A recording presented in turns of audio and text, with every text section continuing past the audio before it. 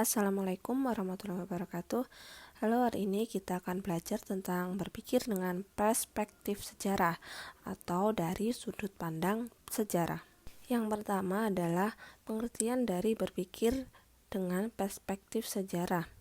Jadi, berpikir dengan perspektif sejarah itu artinya adalah upaya memaknai kehidupan manusia melalui perspektif sejarah atau berpikir dengan dari sudut pandang sejarah. Nah, sedangkan pembagian cara berpikir dengan perspektif sejarah itu ada 5.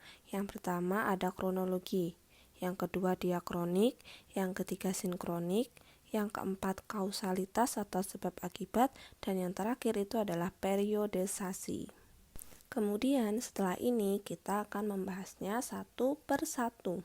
Yang pertama adalah konsep kronologi atau konsep kronologis. Menurut Kamus Besar Bahasa Indonesia atau KBBI, kronologi berarti urutan waktu dari sejumlah peristiwa atau kejadian. Nah, peristiwa itu diurutkan berdasarkan waktunya. Kenapa harus diurutkan?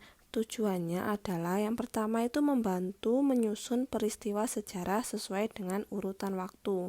Yang kedua, membandingkan peristiwa sejarah dalam waktu yang sama namun di tempat yang berbeda. Jadi ketika di Malang terjadi peristiwa A, di Surabaya terjadi peristiwa B. Nah, itu dibandingkan gimana sih kondisinya di Malang itu sama kondisinya di Surabaya, seperti itu. Kemudian apabila peristiwa sejarah itu tidak urut waktu, maka terjadilah yang namanya anakronisme sejarah. Apa itu anakronisme sejarah? Jadi anakronisme sejarah adalah penempatan tokoh, peristiwa, dan objek sejarah yang tidak sesuai dengan urutan waktu. Jadi setelah peristiwa 1 harusnya kan 2, itu meloncat ke 3, terus ke 5. Nah, itu kan tidak sesuai dengan urutan waktu. Nah, itulah yang dinamakan dengan anakronisme sejarah. Kemudian, apa akibat dari anakronisme sejarah itu sendiri? Yang pertama adalah membuat hubungan sebab akibat antara satu peristiwa dengan peristiwa yang lain itu tidak jelas. Nah, ketika terjadi peristiwa A, akibatnya itu apa? Akibatnya itu tidak jelas karena terjadi anakronisme sejarah. Jadi urutan peristiwanya itu tidak urut, sehingga harusnya kan sebab terus akibat. Nah, itu kan kalau peristiwanya urut itu enak, kalau tidak urut itu nggak jelas nanti hubungannya. Yang kedua, sejarawan nanti akan sulit membandingkan antara peristiwa sejarah di tempat lain dalam waktu yang sama. Ya, seperti yang saya katakan tadi, peristiwa di Malang dan di Surabaya dalam waktu yang sama itu susah untuk dibandingkan karena tadi kalau terjadi anakronisme sejarah itu urutan waktunya kan tidak sama. Jadi tidak sama, tidak urut. Nah, itu susah untuk dibandingkan. Seperti itu. Selanjutnya adalah contoh dari kronologi. Saya ambil contoh yang mudah saja, seperti jadwal kalian daring dari jam pertama sampai jam terakhir. Nah, itu sudah menunjukkan kronologi. Dari awal daringnya itu pukul 7.30 sampai 8.45, pelajaran daringnya adalah sejarah Indonesia. Kemudian 8.45 sampai jam 9 itu istirahat. Selanjutnya itu sampai jam terakhir itu termasuk dari konsep kronologi. Jadi ada urutan waktunya yang urut dari jam 7.30 sampai 11.45 itu ada beberapa kejadian peristiwa. Nah, itu yang dimaksudkan dengan kronologi. Jadi peristiwa itu diurutkan berdasarkan urutan waktu. Sedangkan contoh kronologi dalam peristiwa sejarah antara lain adalah kronologi terjadinya proklamasi Indonesia. Dimulai dari tanggal 1 Maret 1945 itu pembentukan UPKI.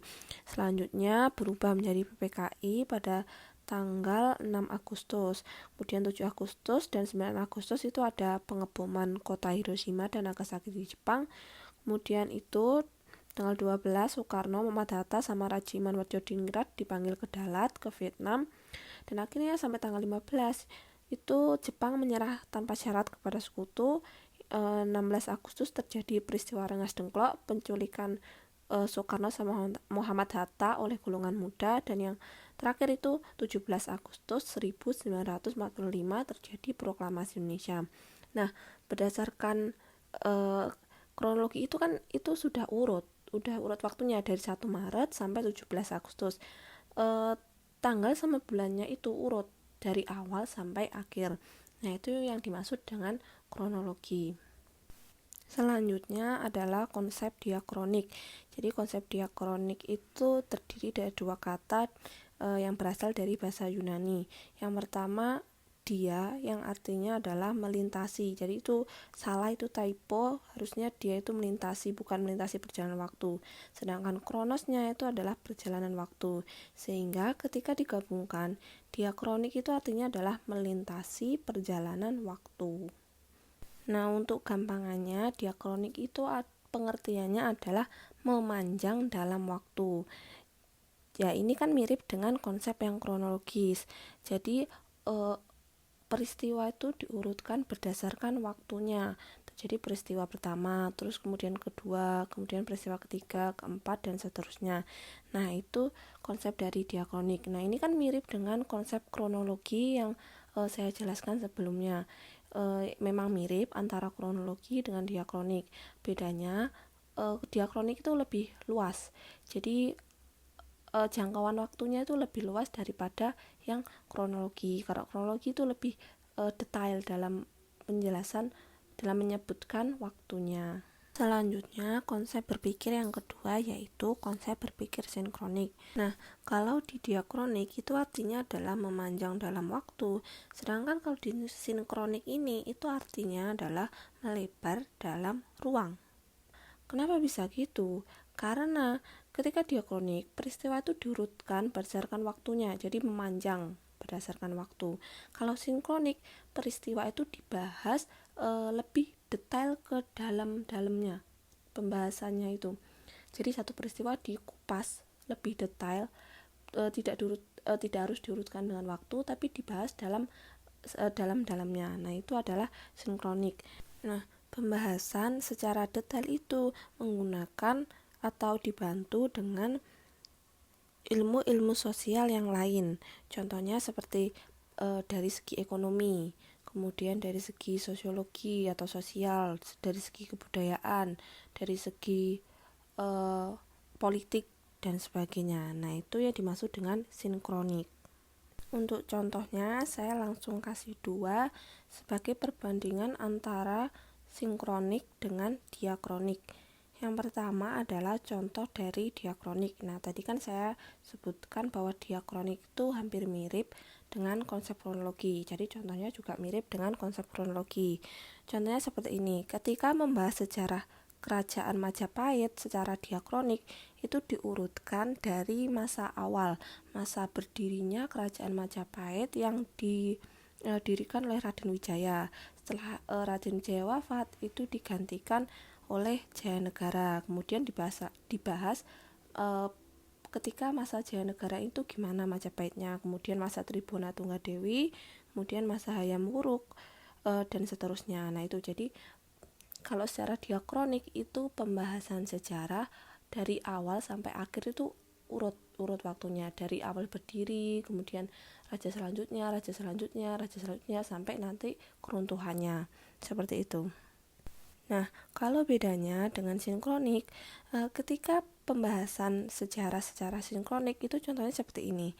Pembahasan sejarah Kerajaan Majapahit. Nah, itu dibahas dari segi politiknya Kerajaan Majapahit itu gimana kondisi politiknya. Kemudian dari segi ekonomi, apa sih ekonomi yang ada di Kerajaan Majapahit itu.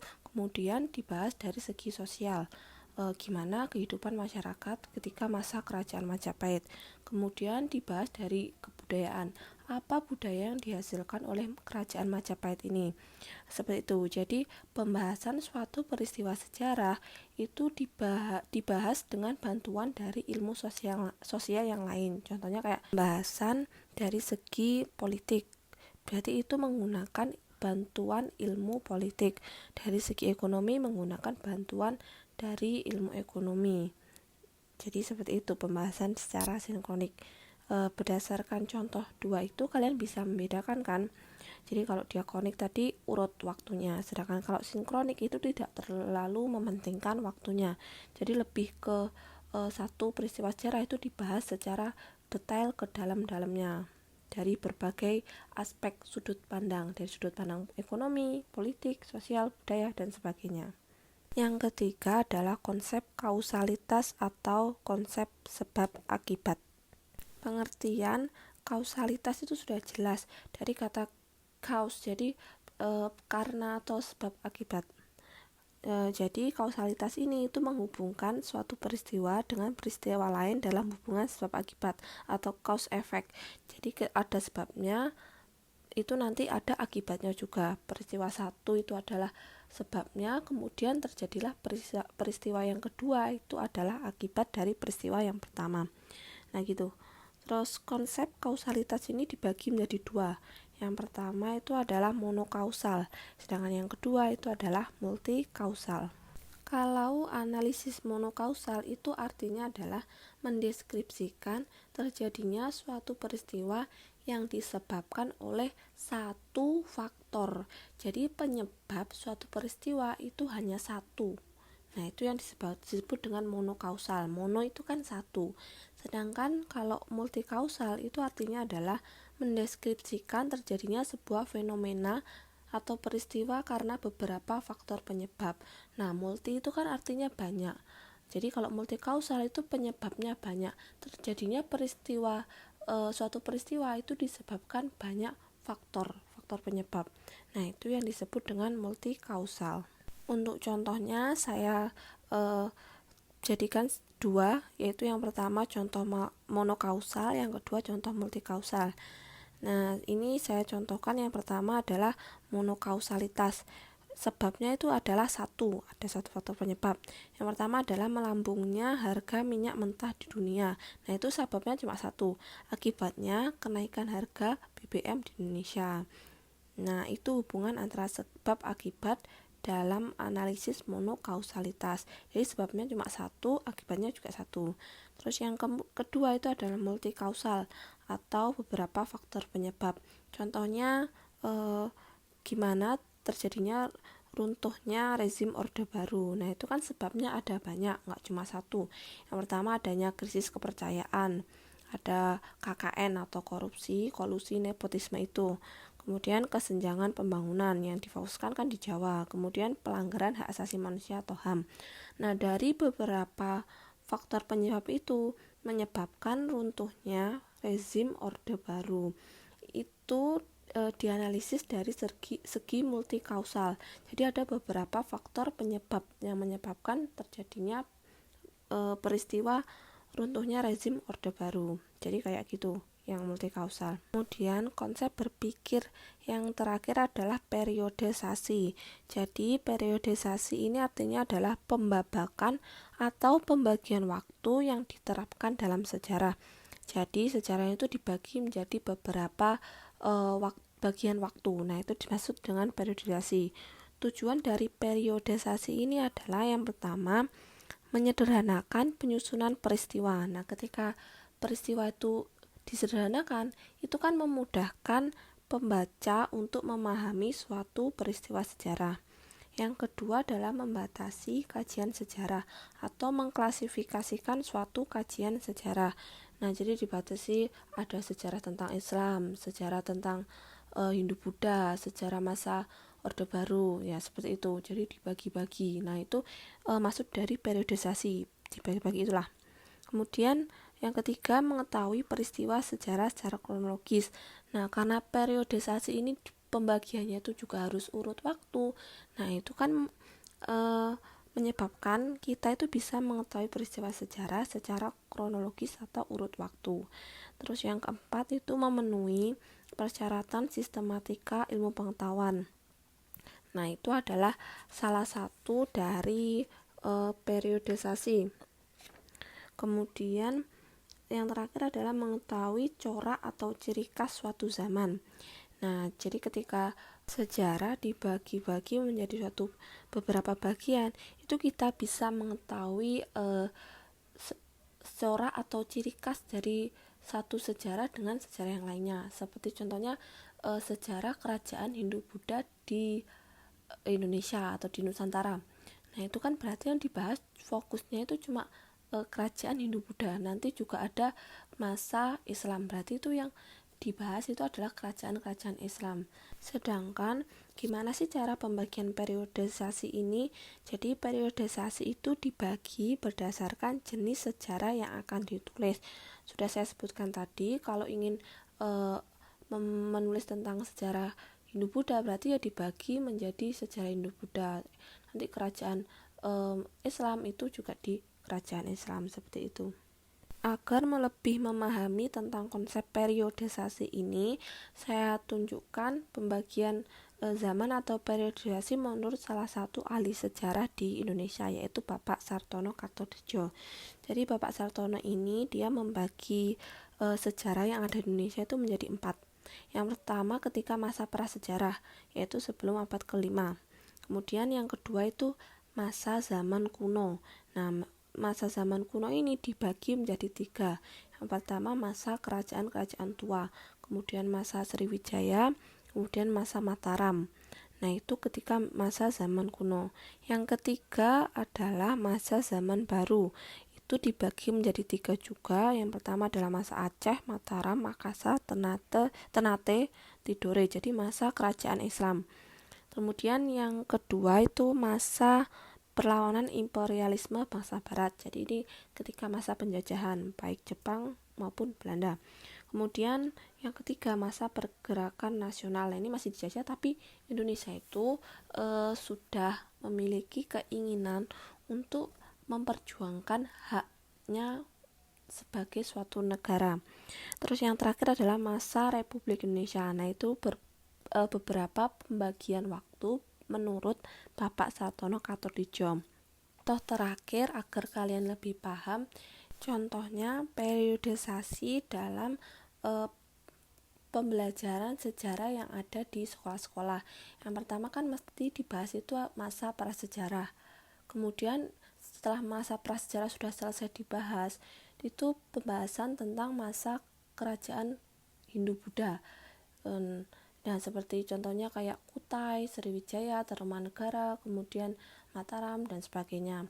Nah, setelah kerajaan masa Hindu-Buddha itu sudah selesai dibahas, itu lanjut ke kerajaan selanjutnya, yaitu kerajaan Islam. Nanti itu ada kerajaan Samudra Pasai, kemudian Mataram, Demak, dan sebagainya. Nah, setelah kerajaan Islam sudah selesai dibahas di kelas, itu lanjut ke masuknya bangsa barat ke Indonesia. Jadi contohnya kayak itu sampai nanti ketika masa reformasi. Nah, itu contoh pembagian zaman atau periodisasi yang ada di pembelajaran sejarah yang nanti akan kalian pelajari satu persatu. Jadi pembagiannya itu berdasarkan topik-topik tersendiri. Sekian untuk pembelajaran hari ini, semoga bermanfaat dan thanks for watching. Akhir kata, wassalamualaikum warahmatullahi wabarakatuh.